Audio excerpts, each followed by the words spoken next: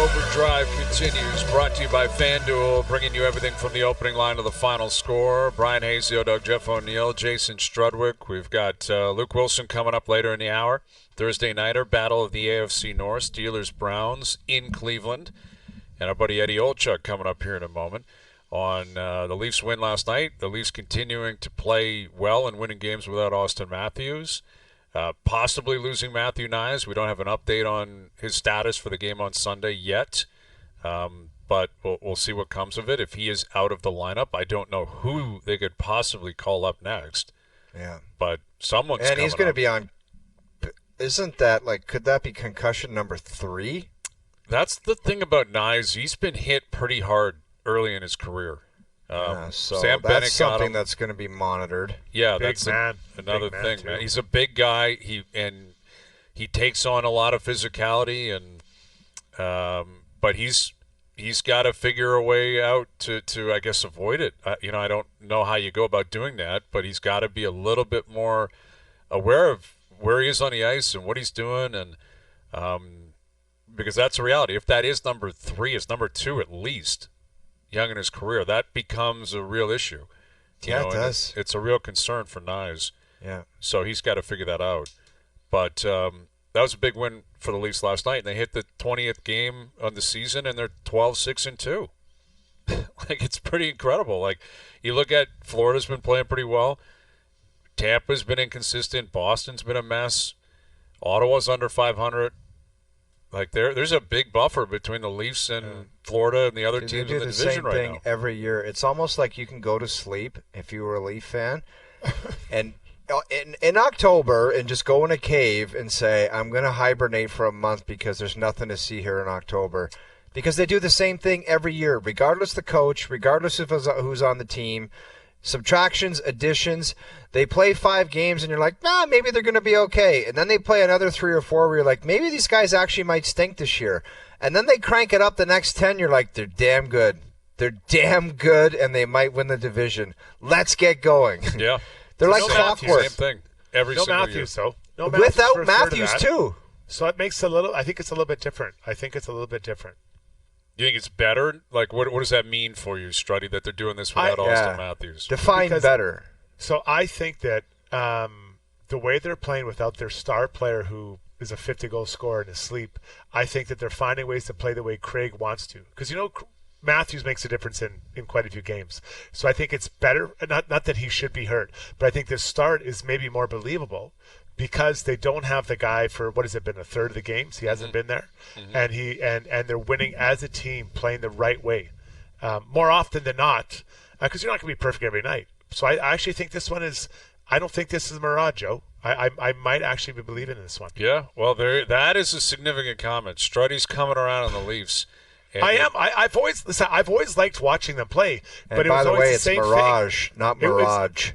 Is that what I said? Mirage? Come That's on, how we Struddy. say. That's how we say it in Western Canada. Like instead of garage, we say garage. Okay. I like it. Where's my loud and proud now? Where's Yeah, that come one? on, Doogie. Give us a loud Wake and up, proud. Doogie. Come on, Doogie. Stay loud, stay proud. There you go. There it The timing is so off. Timing It is so off, It's buddy. not proud. It's not But no, loud. He's got to No, but figure honestly, that out. listen, I've always liked the way. I love the talent. I love watching them. But after a while, you want to see a little bit more. So it's great that this is happening now, guys. I've been on this show before and I've talked about it. Though it's game 83. Show me game 86, number 91, like all those. But at least there's been more of that than less. Maybe Eddie would chime in on this. Yeah, and Eddie will join us here in a moment. I'm curious what he has to say on it, and also what Matthews would be thinking, where they're 6-1 without him. The power plays come alive without him. Yeah. And he knows how important he is. He's the captain of the team. I'm sure he's ecstatic they're winning. But it's got to be something running through his head right now. Like, what's going on here? Why are these guys playing so well? Look at the whole city's kind of coming alive behind the Leafs.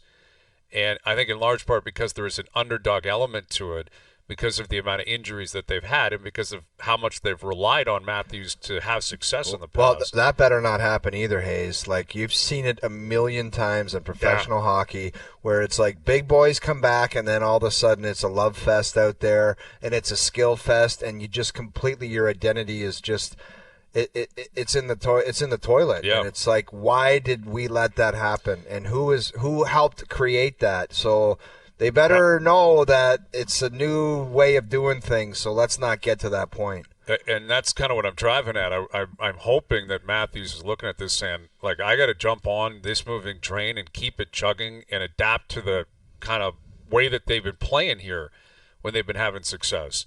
And I think he's capable of doing that, but we don't even know when he's going to play again. Yet what has been consistent is the goaltending, and Joseph Woll's been really, really good. He was great last night. In the second period, he was phenomenal. And Anthony Stolar has been really good. And their defense has been healthy. Right? So they're defending well. They're killing penalties at a pretty good clip. They're getting goaltending. And that allows for you to overcome a lot of the injuries they've been dealing with. To chat about the Leafs and a lot of other stories around the NHL, here's our good friend Eddie Olczyk, former Leaf, and from the NHL on TNT. What's happening, Eddie? How you doing, Brian? Old Dog Study. Hope you guys are well. And, hey, Old Dog, man, you made our show last night. Really? Oh, yeah? How's that? Yeah, we had a graphic. Hold on. I know you got probably more exciting things to hear, but I'm just going to let you know you got some recognition last night on the big show down here in the States.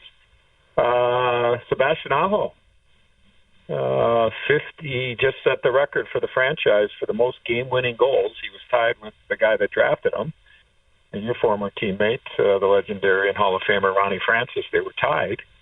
And you were fourth on that list. I think you were at 37 career GWGs, so pretty good list to be on there.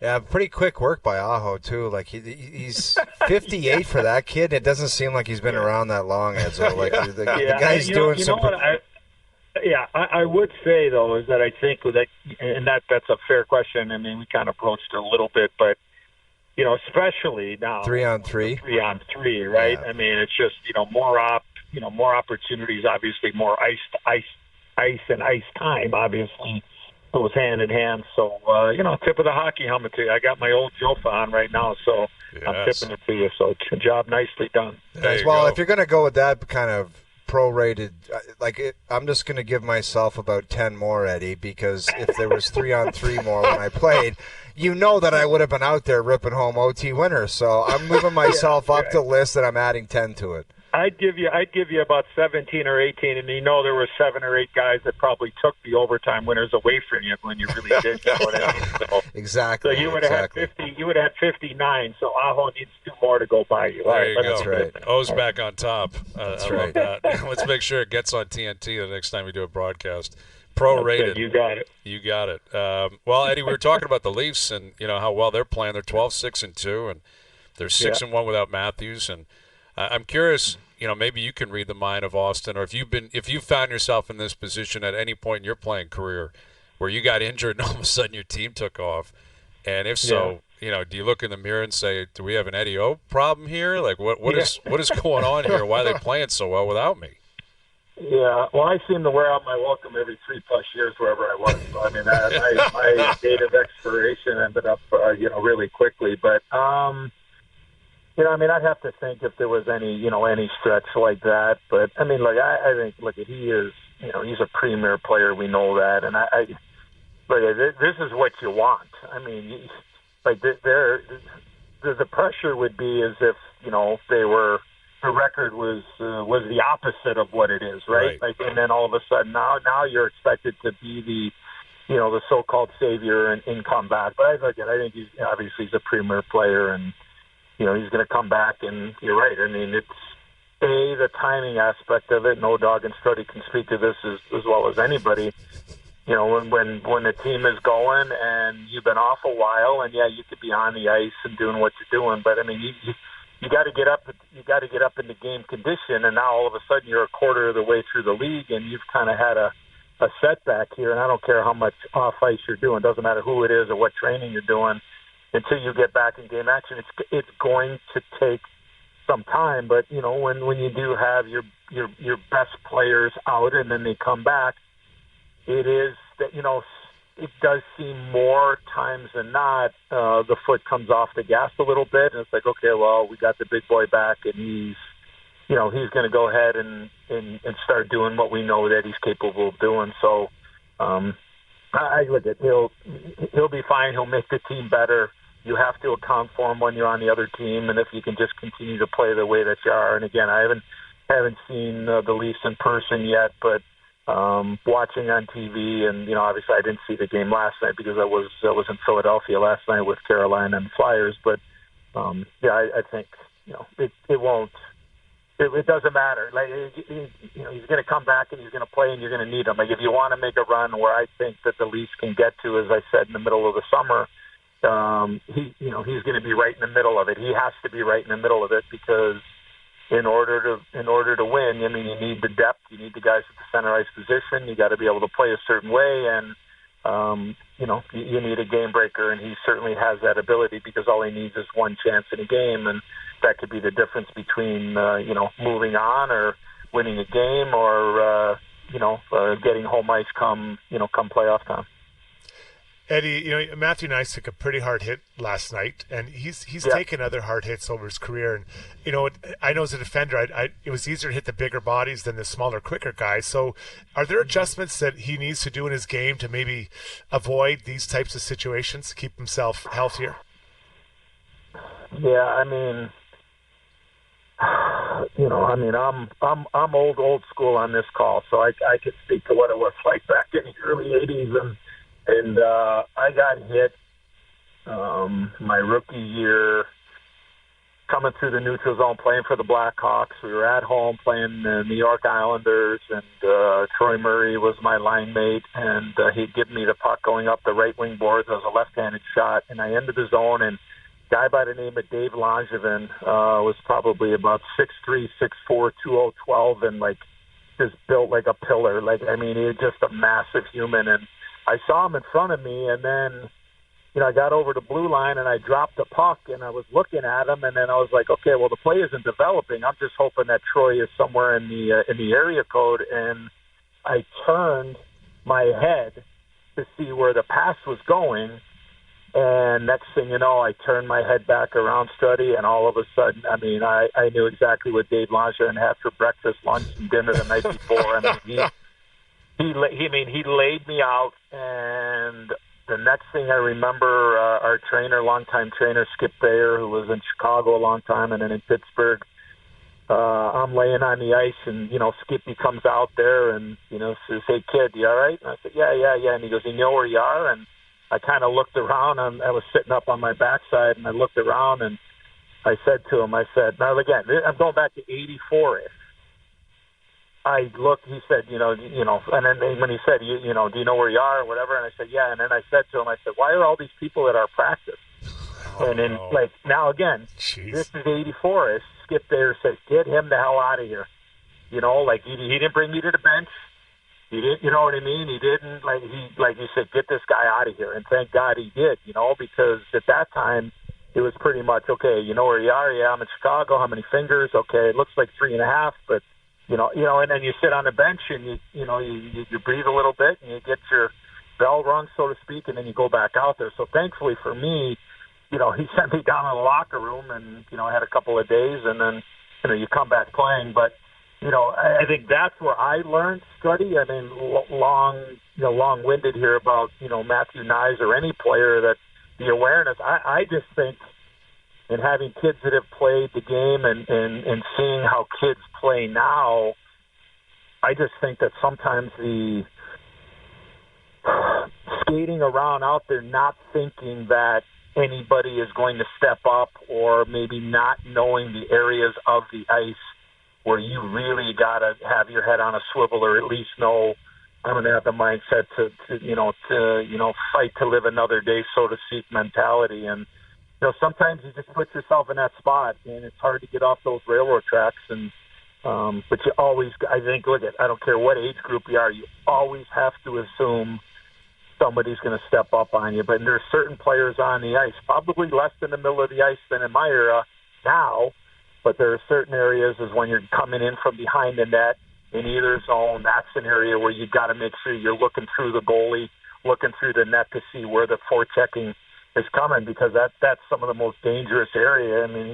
Brian, you remember back in the day, how many times did you see guys catch guys on the other side of the net when they're skating around the net just because maybe there's traffic in front of the net and the guy uses that as a blind spot type of thing where you can blend in and he meets him on the other side when he's trying to wrap it around or whatever. I mean, there's just certain places on the ice that you have to know that are dangerous areas, and you got to make sure that you're protecting yourself. So hopefully he can, obviously learn from these situations, but he's obviously an important part of the Leafs, and hearing what Coach Berube was saying, I think it was earlier today. I saw some of his clips just talking about how he seems to be doing better, and which is obviously a great sign because you never want to see anybody get banged up like that. That's for sure. With Eddie Olczyk, yeah, I mean Craig Berube, he is. This city's taken a liking to him pretty quickly, and I mean it helps when you're 12-6-2. But just the way he operates, speaking after the game, very matter of fact. Even with the hit, he's like, "Oh, it was a good hit." He is very matter of fact, Hayes. Like he doesn't go off into some he's just like that was simple. He always says this: "It's as simple as this. Not good enough. That was very good." Yeah. Right, very exactly. matter of fact. He doesnn't dance around it or add any words. Yeah, no. I mean, you guys had me on when I was in town for the King's Plate. Take one. Unfortunately, that weekend when I was there, it got canceled and what have you. But we were talking about Chief and look at. I mean, as I said it, I just look at. There's no in between with them. I said that on the show. I did look at it. It's black and white. That's what it is for him. And people are going to know. The fans are going to know. The media is going to know. And most importantly, Pryor, his player, he doesn't drop anything out there. He's going to surprise the players. They know before he does anything like that. I mean, he is. Unbelievable choice. I mean, really, and he's done a great job so far. And you're right, it's early, but again, I mean, this team will be judged once they get to playoff hockey, and are they able to make the next step? And my expectations is that they should. I believe that. I think that they can take that next step, and but no, he's he's honest. I mean, he was chasing me around the rink for my whole career, telling me he was going to get me, and I'm like, I got another guy that's skating around trying to take my head off, and I'm just like, well, okay, go ahead. I hope it makes you feel good. I mean, what am I going to do about it? I mean, I'm not gonna, but just the coaching aspect of it, and I think people appreciate that. I mean, he is. There's great humility there, and I think it's just like, what, this is what I feel, this is what I see, and let's move on. Let's try to fix it, or let's keep it going, or hey, you know what, it was a good hit. Whitecloud skates were on the ice. Yeah, I mean it was up high and what have you, but okay, that's what they called, and we got to move on. I love what Benoit did. And yep. And you found a way to beat a pretty darn good hockey team. With Eddie Olczyk. Eddie, do you think the Boston Bruins are going to figure this out, or do you think they're in real trouble? Wow, that's loaded because I'm a big fan of Joey Sacco. I think when he got his opportunity, it's hard to believe. I mean, I think it's going on. It's been a long time since he got his chance to coach in Colorado and been an assistant coach. He's been around some really talented coaches and has done a great job. I know their penalty killing this year has been this is an outlier here because when he's run the penalty kill for the last 8, 9, 10 years, whatever it's been in Boston, it's been always top 5 in the league. A lot of changes have gone on there. I'm happy for him. I never like to see anybody get lose their job or whatever, but it just seemed that the train was off the tracks with Jim Montgomery, and I think. At least I felt. I shouldn't say most of us. I thought something would have happened a while ago. I really did. I just had that feeling. If it was on the docket, let's just do it now and let's try to save 6-7 games here, and maybe we can get on a run. So, is the chemistry right? I've liked the moves that they made. I mean, Lindholm's got to get going here. Dorov's got to play better. Marchand has had, kind of an in and out year. I know he's been banged up. He's been laboring. So, I mean, in fairness to him, I know he's probably not anywhere near, 100%, let alone, 70% or whatever. But, and look, the goaltender didn't have a training camp, right? I mean, Swayman was out, the whole contract issue. So that's on the organization. So, I think there's just a lot of things there. I think that they will go on a run here, Brian. I mean, how good or how long of a run? I'm not sure. I'm looking forward to getting to Boston. I'll be working, it's U.S. Thanksgiving next Thursday, so I'll be working the Black Friday game in the States here, Boston and Pittsburgh. And speaking of another team that's had, a difficult time, and I'm not surprised about Pittsburgh. I said at the start of the year, I thought that they were in a very, very tough spot with the team that they had, and that they were a bubble team at best. And, that I don't even know, they might not even get to that bubble point if we get to, game 50 or 60. So, but I think that I think Joey Sacco will do a couple of things, and I think it should be a good wake-up call for a lot of guys inside that room, and I would expect them to have a real strong game tonight against Utah and turn this thing around, because I just think that they're too. I think they're too talented. I think they're too good of a team. But the one thing I will say, and I saw this in Seattle 2 seasons ago, and last year very similar. You look at all the moves that were made by Donnie Sweeney. I mean, a lot of those guys had career years over the course of the last couple of years, especially last year.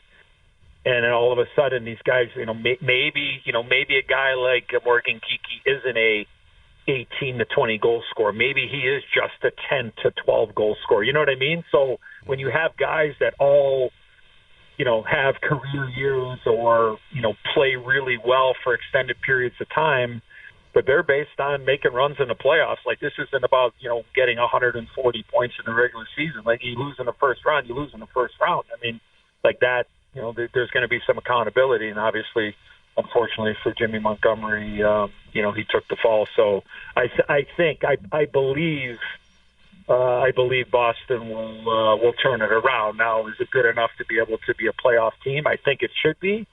But as you guys know, I mean, the league is so damn close right now.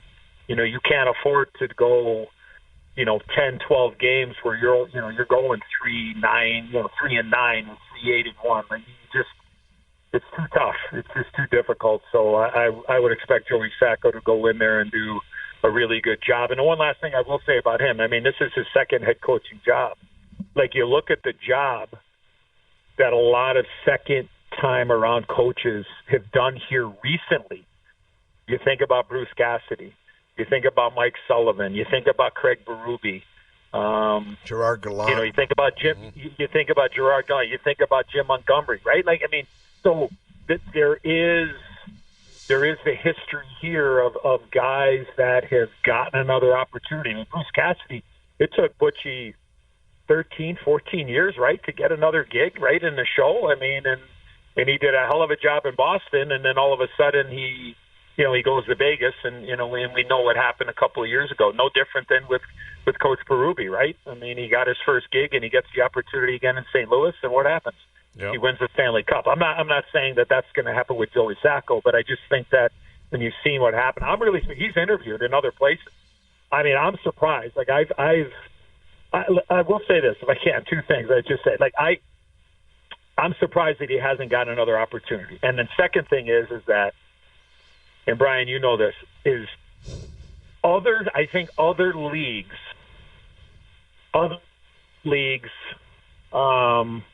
do a much better job of promoting assistants in the National Hockey League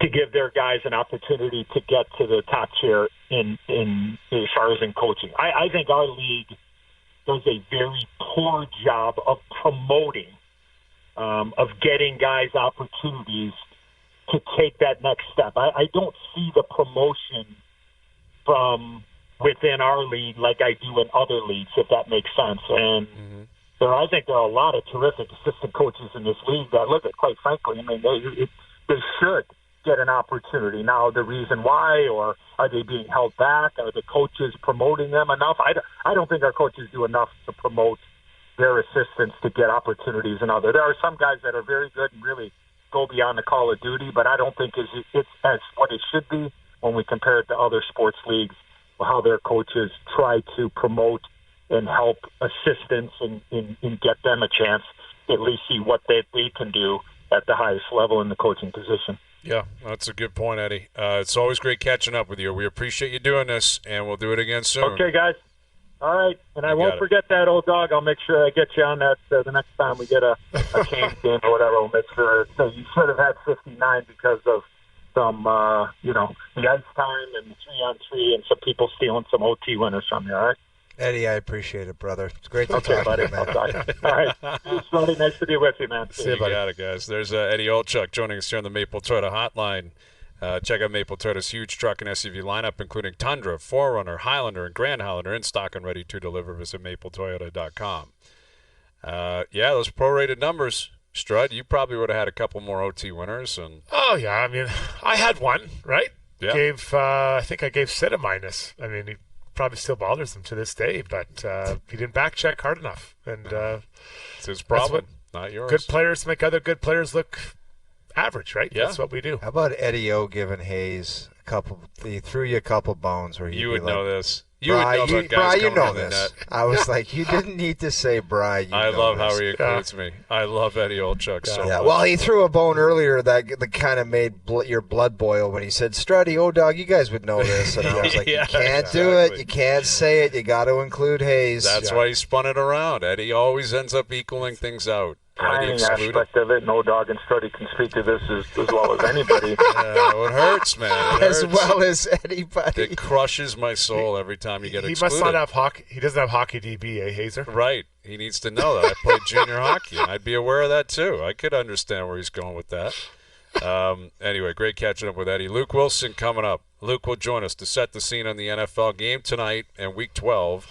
What does he make of Daniel Jones with his goodbye message, even though the season still has a number of weeks I told you, man. I told you. For whatever he signed, I was like, this is nonsense. That's a mess. It's not good. The Giants, the Jets, the whole thing. Football's over in the city of New York. It's over. Isn't it like deflating cheer? Like, you're a fan of the Giants. You're a diehard Giants fan. Huge fan. Since before I had a mustache, I am a huge fan, and I will stay with them. I think they have to clean house, quarterback, coach, GM, start again. Yep. I'm a patient man.